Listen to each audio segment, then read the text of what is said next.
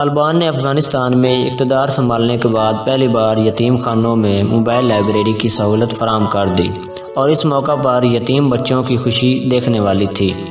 عالمی خبر رساں ادارے کے مطابق کابل کے ایک یتیم خانے کے بچوں کے چہرے اس وقت خوشی سے کھل اٹھے جب ایک موبائل لائبریری نے انہیں سارا دن اپنی پسندیدہ کتابیں پڑھنے کا موقع فراہم کیا۔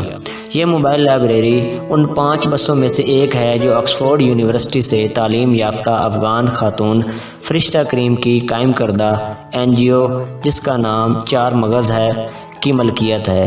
تاہم طالبان کے اقتدار میں آنے کے بعد سے یہ سلسلہ معطل تھا۔ اس حوالے سے تنظیم کے سربراہ احمد فہیم برکاتی نے بتایا کہ طالبان کے اقتدار سنبھالتے ہی تمام اسپانسر ختم ہو گئے تھے اور اخراجات پورے کرنا ناممکن لگ رہا تھا۔ افغانستان کی وزارت تعلیم کی جانب سے موبائل لائبریری کو دوبارہ چلانے کی اجازت دینے کے بعد اسپانسرز مل گئے اور ٹرانسپورٹرز سے معاہدہ بھی طے پا گیا ہے۔ خیال رہے کہ کابل کی درسگاہوں میں لائبریری نہ ہونے کی وجہ سے طلبہ کی اکثریت موبائل لائبریری سے فائدہ اٹھاتی ہے، تاہم 5 ماہ کے تعطل کے باعث طلبہ مایوسی کا شکار تھے۔